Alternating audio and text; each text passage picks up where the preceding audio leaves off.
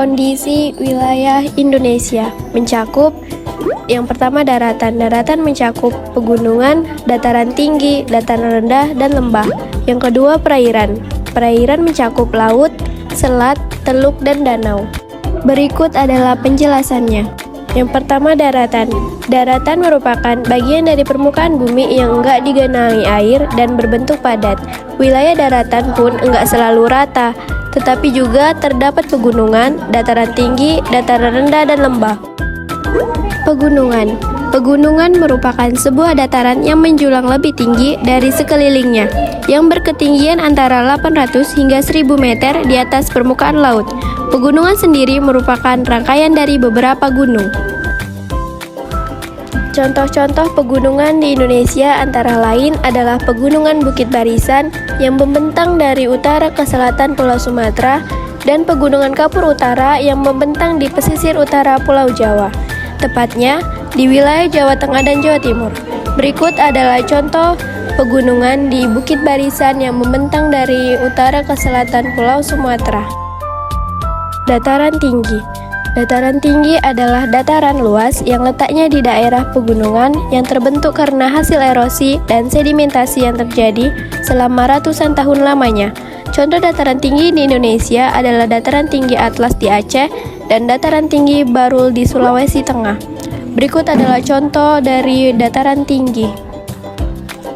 Dataran rendah. Dataran rendah merupakan dataran yang mempunyai ketinggian sekitar kurang dari 200 meter di atas permukaan laut. Dataran rendah di Indonesia terdapat secara luas memanjang di Pulau Sumatera bagian timur, Pulau Jawa bagian utara, sebagian besar Pulau Kalimantan, dan Pulau Papua bagian selatan. Lembah. Lembah merupakan bentang alam yang sangat luas, bisa mencapai ribuan kilometer persegi yang dikelilingi oleh pegunungan ataupun perbukitan yang terbentuk dari beberapa proses geologis.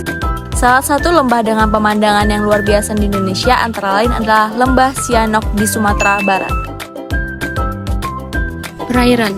Perairan sendiri adalah bagian dari permukaan bumi yang menempati wilayah luas dan digenangi oleh air. Wilayah Indonesia memiliki perairan yang sangat luas, bahkan mencakup 2/3 bagian dari keseluruhan wilayahnya.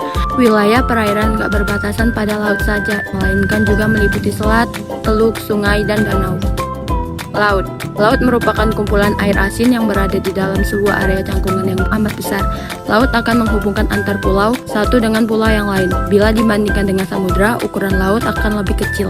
Dengan kata lain, samudra adalah kumpulan dari beberapa laut. Nama-nama laut di Indonesia juga banyak, disesuaikan dengan nama tempat atau daerah yang ada di sekitarnya. Contohnya, Laut Jawa, Laut Sulawesi, dan Laut Banda.